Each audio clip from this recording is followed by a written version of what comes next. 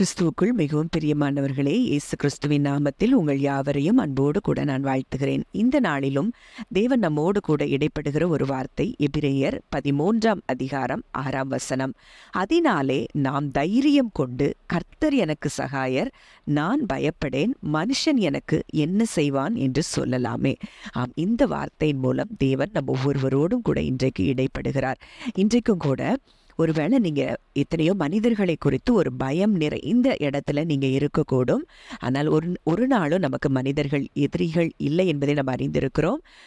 நம்முடைய போராட்டம் மாம்சத்தோடும் இரத்தத்தோடும் அல்ல. ஆனா இந்த மனிதர்களுக்கு பின்பாக சாத்தான் பின்னாடி நின்று செயல்பட்டு அவர்களை நமக்கு எதிராய் தூண்டிக் கொண்டிருக்கிறது நீங்கள் அறிந்திருக்கிறபடியினால இன்றைக்கு நீங்கள் அப்படிப்பட்ட மனிதர்களுக்கு கூட பயப்பட தேவையில்லை. ஏன்னா அவர் நமக்கு சகாயராய் இருக்கிறேன் என்று சொல்லி அவர் நமக்கு வாக்கு கொடுத்திருக்கிறார். நமக்கு உதவி செய்கிற ஒரு தகப்பன் நமக்கு இருக்கிறபடியினால நம்ம தைரியமா இன்னைக்கு சொல்லணுமா, நான் பயப்படேன், மனுஷன் எனக்கு என்ன செய்வான் என்று சொல்லலாமே. இப்படி நீங்க சொல்லும் போது அந்த மனிதர்களை குறித்த அந்த பயம் முதலாவது உங்க இருதயங்களை விட்டு விலகும். அதற்கு அடுத்தபடியா அந்த மனிதர்கள் உங்களுக்கு எதிராக என்ன செய்ய நினைத்தாலும் அது அவர்களால் செய்ய முடியாதபடி அவர்களுக்கு அது தடைப்பட்டு போகும் என்பதை நீங்கள் அறிந்திருக்க வேண்டும்.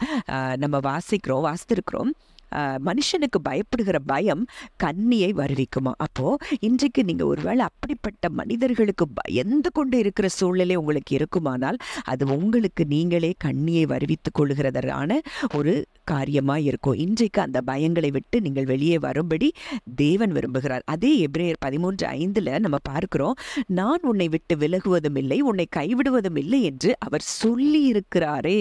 பவுல் அதைத்தான் சொல்றாரு, நான் உன்னை விட்டு விலக மாட்டேன், உன்னை கைவிட மாட்டேன்னு அவர் சொல்லி இருக்கும் போது நீங்க ஏன் மனுஷங்களுக்கு பயப்படணும்? அவர் நம் கூடவே இருக்கும் போது நாம் ஒரு நாளும் எந்த மனிதர்களுக்கும் பயப்பட தேவையில்லை. இதைத்தான் தாவீது சங்கீதம் 27:1 சொல்லுகிறார், கர்த்தர் என் வெளிச்சமும் என் ரட்சிப்புமானவர், யாருக்கு பயப்படுவேன்? கர்த்தர் என் ஜீவனின் பலனானவர், யாருக்கு அஞ்சுவேன்? அப்போ அவர் நமக்கு வெளிச்சமா இருக்கிறாரு, அவர் நமக்கு ரட்சிப்பா இருக்கிறாரு. நம்ம யாருக்கு பயப்படணும்? எந்த மனுஷருக்கு பயப்படணும்? நம்முடைய ஜீவனுக்கு பலனாய் அவர் இருக்கிறாரா, அரணாய் அவர் இருக்கிறாரா? அப்போ நம்ம யாருக்கு பயப்பட வேண்டும்? இன்றைக்கு தேவன் இப்படிப்பட்ட மனிதர்களை குறித்த உங்க பயங்களை உங்க இருதயங்கள்ல இருந்து தேவன் அப்புறப்படுத்தும்படி தேவன் விரும்புகிறார். அதே போல மத்தேயு 10ஆம் அதிகாரம் 28, 29, 30, 31 நீங்க வாசித்து பார்ப்பீங்கன்னா, ஆத்துமாவை கொல்ல வல்லவர்களாயிராமல் சரீரத்தை மாத்திரம் கொல்லுகிறவர்களுக்கு நீங்கள் பயப்பட வேண்டாம் அப்படின்னு சொல்லப்பட்டிருக்கிறது. ஆத்துமாவையும் சரீரத்தையும் நரகத்திலே அழிக்க வல்லவருக்கே பயப்படுங்கள்.